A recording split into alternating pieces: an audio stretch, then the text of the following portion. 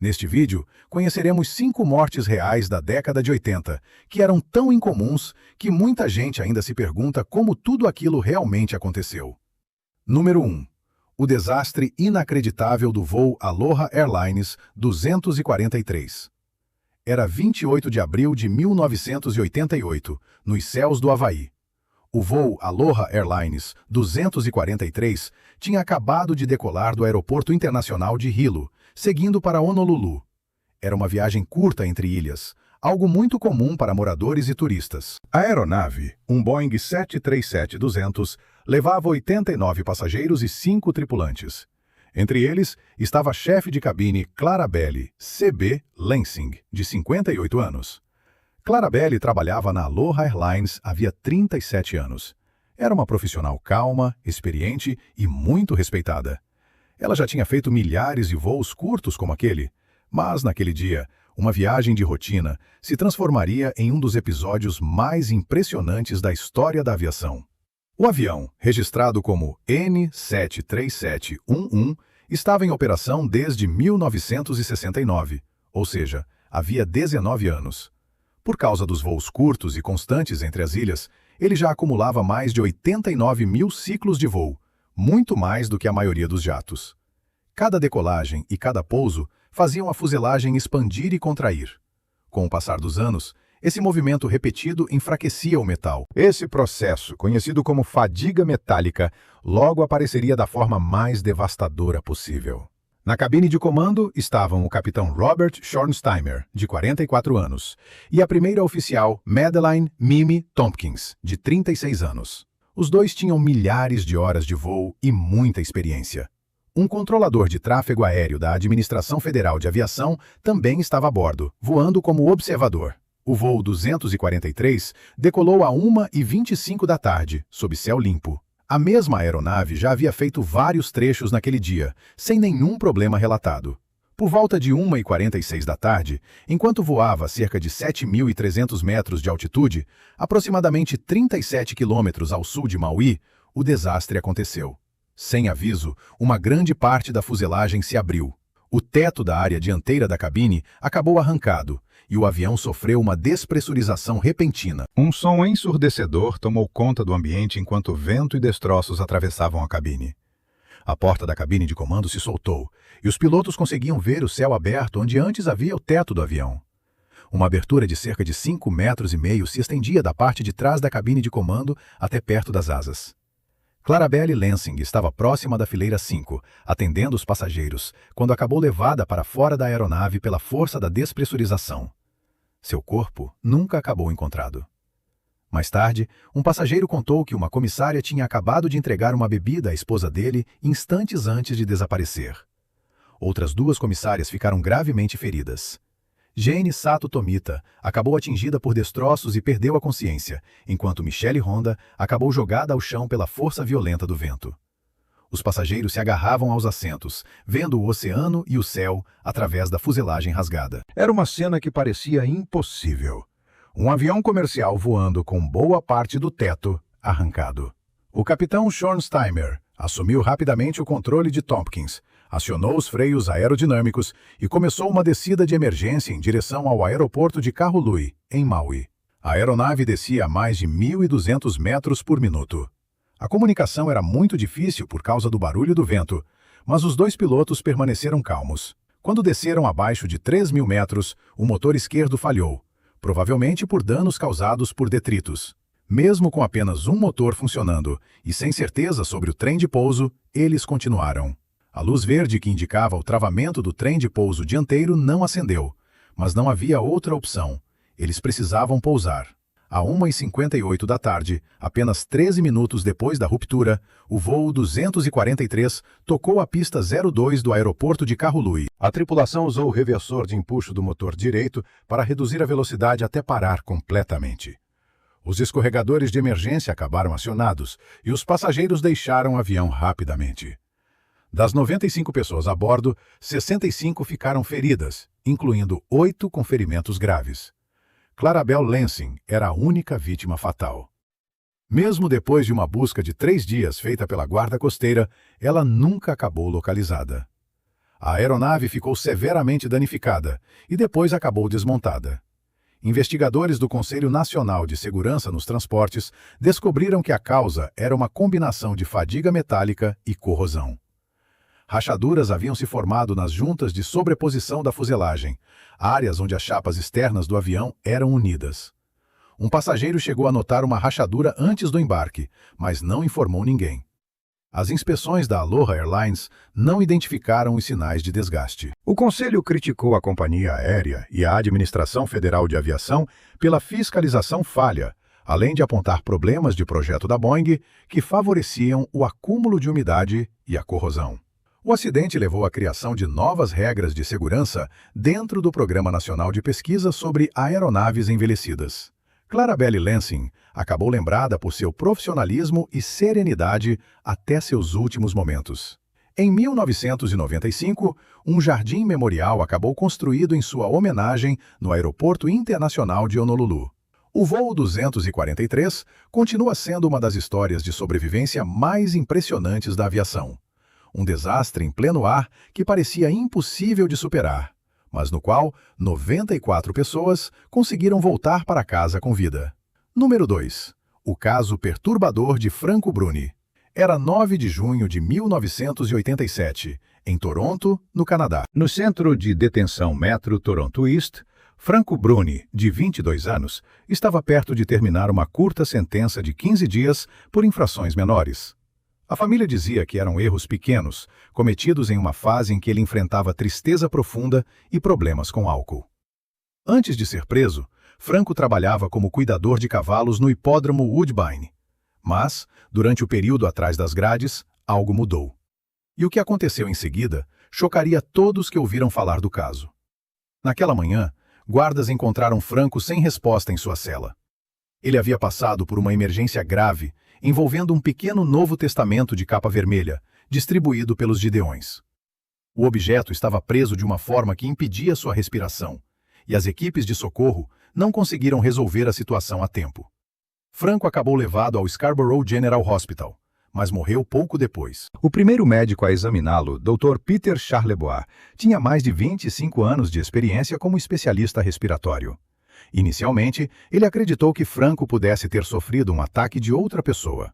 Para ele, seria extremamente incomum alguém em plena consciência conseguir provocar uma situação tão grave sozinho.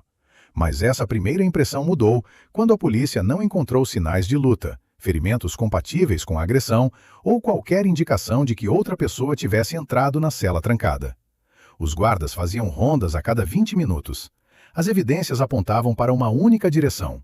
Franco tinha agido durante uma crise mental intensa. A grande pergunta era, por quê?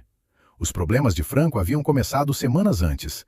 Ele acabou preso em 8 de maio por 6 acusações menores e depois se declarou culpado de 2 ou 3 delas. A sentença de 15 dias começou de forma relativamente tranquila, mas em 5 de junho, seu estado mental começou a piorar. Naquele dia, durante uma ligação para os pais, ele desabou chorando. Disse que alguém havia afirmado que o mal estava dentro dele e que Deus só o perdoaria se ele mudasse de religião. Pouco depois, Franco pediu para ser colocado em custódia protetiva e o pedido acabou aceito. No dia seguinte, porém, um guarda percebeu um comportamento preocupante perto da janela da cela, enquanto Franco segurava uma pequena Bíblia. Por causa disso, ele acabou transferido para uma cela sem janela e seus pertences acabaram retirados, com exceção da Bíblia. Os guardas explicaram depois que presos normalmente tinham permissão para manter uma Bíblia, a menos que ela representasse risco. Ninguém imaginou que aquilo pudesse se tornar perigoso. Nesse mesmo dia, um psiquiatra avaliou Franco e concluiu que ele estava em um quadro psicótico agudo. A medicação acabou receitada, mas ele se recusou a tomar. Mais tarde, um guarda observou sinais de que Franco estava em sofrimento intenso e agindo de maneira confusa. Ele recusou novamente os remédios, repetindo apenas, não, não, não. Os guardas acabaram contendo Franco por causa do comportamento agitado. Àquela altura, ele estava em uma crise mental profunda. Ele acreditava estar possuído e parecia enxergar a fé como a única saída para se libertar. A pequena Bíblia, que deveria simbolizar conforto e esperança, acabou ligada ao ato final de desespero daquele jovem. Uma investigação acabou aberta e revelou detalhes ainda mais tristes. 2 dias antes da morte, a família de Franco tinha comparecido para visitá-lo. Os guardas avisaram que ele tinha visitas, mas não disseram que eram seus pais e sua irmã. Ele recusou a visita sem saber quem estava ali. A investigação também apontou falhas na forma como a saúde mental de Franco recebeu tratamento. A seção psiquiátrica dele teve vários guardas presentes, não por necessidade de segurança, mas por curiosidade. Especialistas consideraram isso totalmente inadequado. O legista Martin Taylor afirmou depois que Franco não parecia ter a intenção de morrer no sentido tradicional. Ele estava em um estado delirante, realizando um ato simbólico que, na mente dele, serviria para expulsar o mal. O júri classificou a morte como acidental e fez várias recomendações importantes. Avaliações médicas regulares para detentos em sofrimento, supervisão adequada de objetos pessoais, comunicação clara sobre visitantes e sessões psiquiátricas privadas. A morte de Franco Bruni continua sendo um dos casos mais estranhos e tristes da história prisional canadense. Ele não era violento nem perigoso. Era apenas um jovem em crise, precisando de ajuda, mas que não recebeu o cuidado necessário a tempo. Em seus últimos momentos, preso dentro da própria mente, ele tentou se salvar da única maneira que conseguia compreender. Número 3. O acidente de John Eric Hexum no set de gravação. Era 12 de outubro de 1984, em Los Angeles, Califórnia. Dentro do Estúdio 18, na 20th Century Fox, o elenco e a equipe da série Cover Up, da Columbia Broadcasting System, gravavam o 7º episódio, chamado Golden Opportunity. Entre eles estava John Eric Hexum, de 26 anos, a estrela em ascensão da série. Ele era carismático, atlético e visto como uma das grandes promessas de Hollywood. Mas o que começou como mais um dia comum de filmagem, logo se transformaria em um dos acidentes mais trágicos da televisão.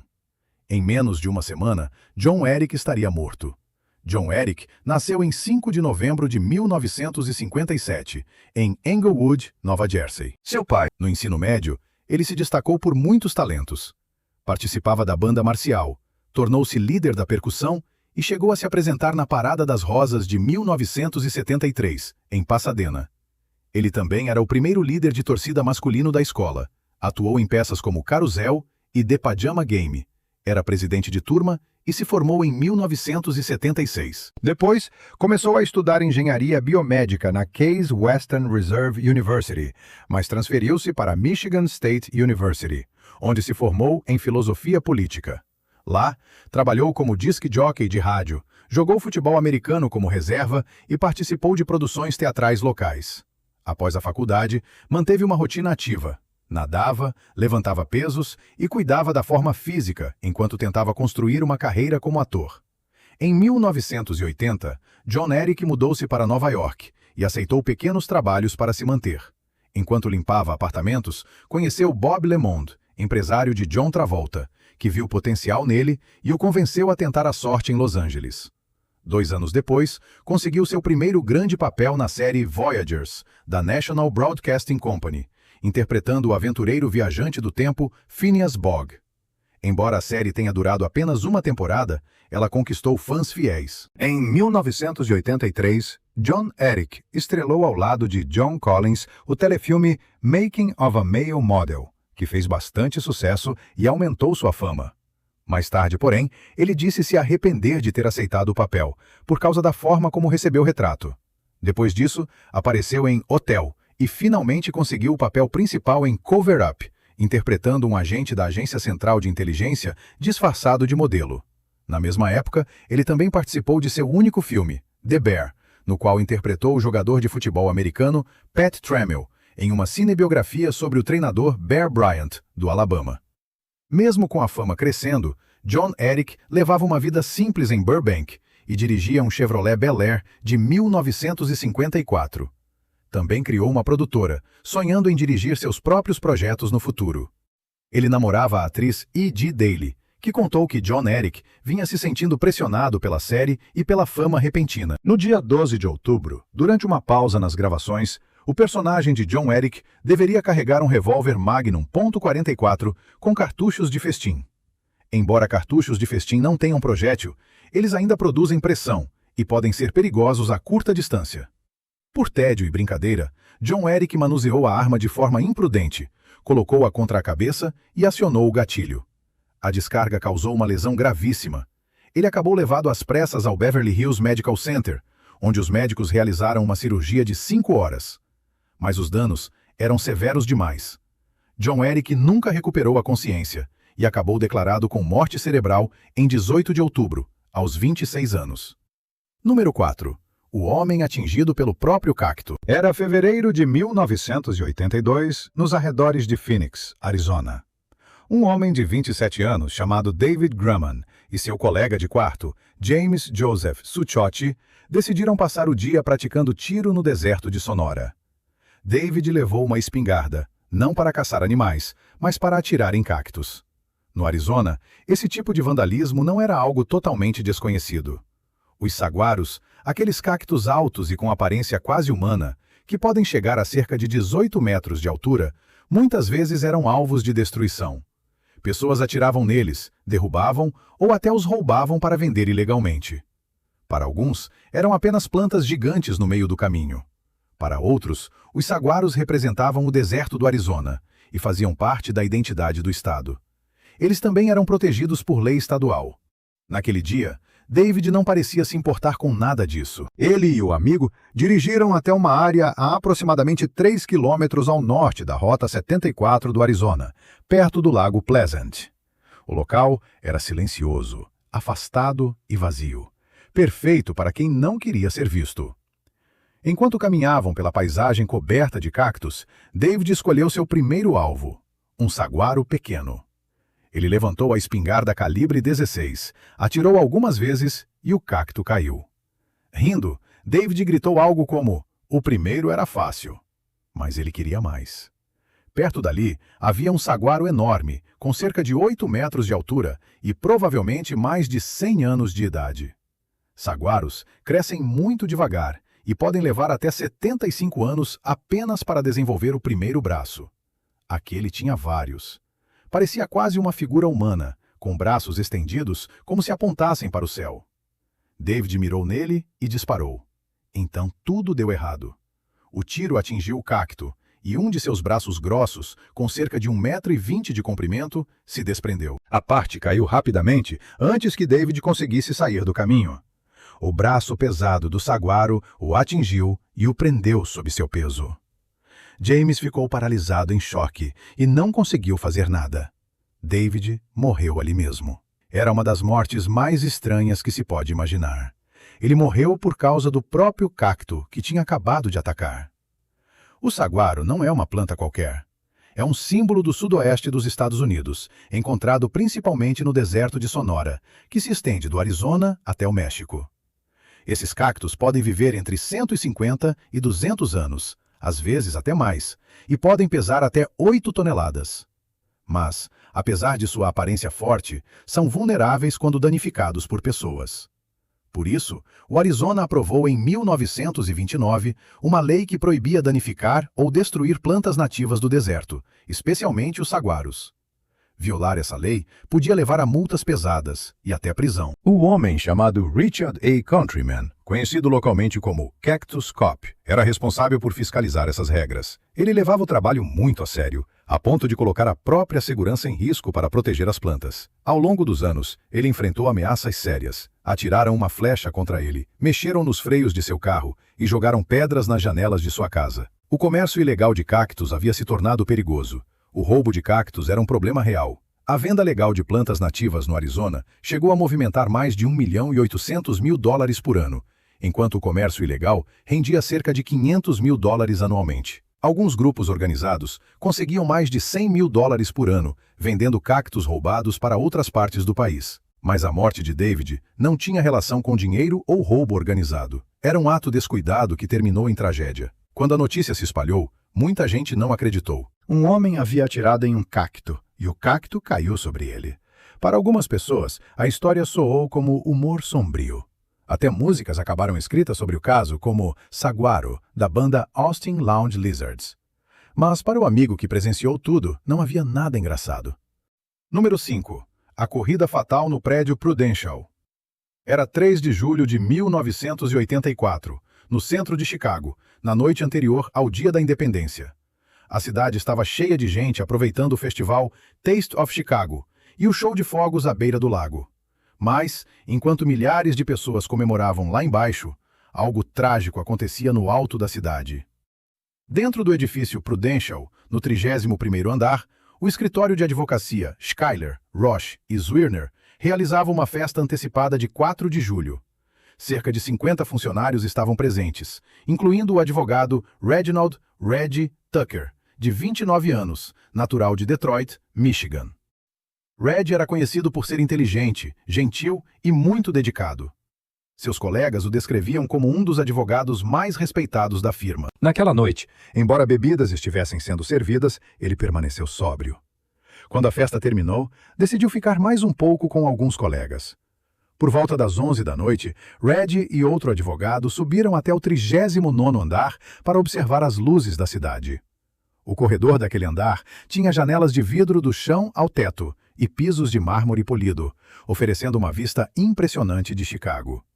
Em um momento de brincadeira, os dois decidiram apostar uma corrida pelo corredor.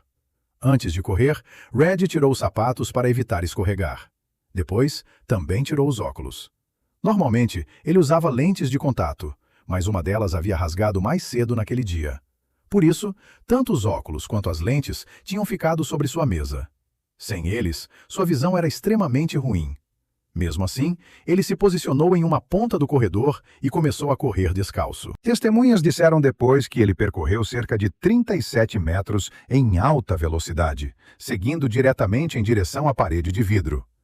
Mas, sem enxergar com clareza, ele não conseguiu perceber onde o corredor terminava. Em poucos segundos, tudo mudou. Reg bateu diretamente em uma das grandes janelas. O vidro se quebrou instantaneamente e o impacto o lançou para fora do 39º andar. Lá embaixo, as ruas estavam lotadas de pessoas saindo da apresentação de fogos. Muitos ouviram o estrondo, outros viram a queda acontecer. Uma testemunha, David Wellman, disse que o som parecia uma explosão. O carro dele, estacionado nas proximidades, acabou encontrado depois com marcas do impacto da tragédia. Outro homem, Robert Wright, afirmou ter visto Reg cair e estimou que a queda durou quase 10 segundos antes de ele atingir uma saliência mais abaixo. Primeiro, ele bateu em uma área do 2º andar e depois caiu até o nível da rua. A multidão gritou, o trânsito parou e os policiais tiveram dificuldade para chegar ao local em meio ao caos. Uma pessoa que passava pela região disse que viu o que aconteceu, colocou a própria camisa sobre o corpo de Reg e se afastou em choque. Até policiais experientes ficaram abalados. Um deles afirmou depois que aquela era uma das cenas mais perturbadoras que já havia presenciado. Os investigadores descartaram rapidamente qualquer crime. Reg não estava bêbado e ninguém o havia empurrado. Tudo indicava um acidente trágico. Seu colega Michael Roche explicou que Reg estava correndo pelo corredor e aparentemente perdeu a noção de distância. James Ellison, porta-voz da firma, disse que a visão ruim de Reg provavelmente teve papel decisivo. Sem óculos ou lentes de contato, ele não conseguiu avaliar corretamente o quão perto estava do vidro. O sargento Booker Porter declarou que eles estavam apenas correndo por diversão. Quando Reg chegou à janela, simplesmente continuou. O andar não tinha grades nem barreiras, apenas painéis altos de vidro do chão ao teto. Para alguém que não enxergava bem, seria muito difícil perceber com precisão onde o corredor terminava. O caso recebeu classificação de morte acidental. Reg Tucker nasceu em 7 de março de 1955, em Detroit. Ele havia trabalhado muito para construir sua carreira e estava a poucos meses de completar 30 anos. Mais tarde, acabou sepultado no Cedar Oak Memorial Park, em Tuscaloosa, Alabama. Naquela noite, dezenas de pessoas testemunharam o que aconteceu. Algumas disseram que o som ecoou como uma explosão. Outras ficaram paralisadas, sem acreditar no que tinham visto. A morte de Reg não tinha como causa imprudência extrema nem uso de substâncias. Era o resultado de uma brincadeira, visão comprometida e um projeto perigoso. Sem barreiras, sem aviso. Apenas 2 colegas correndo por um corredor antes de um feriado. Então veio o impacto, a queda e o silêncio. Reggie Tucker se perdeu. Se tiver gostado do vídeo, deixe seu like e inscreva-se em nosso canal para acompanhar todas as novidades. Continue por aqui e assista a mais vídeos clicando em um desses vídeos que estão aparecendo na sua tela. Cuidem-se, amigos!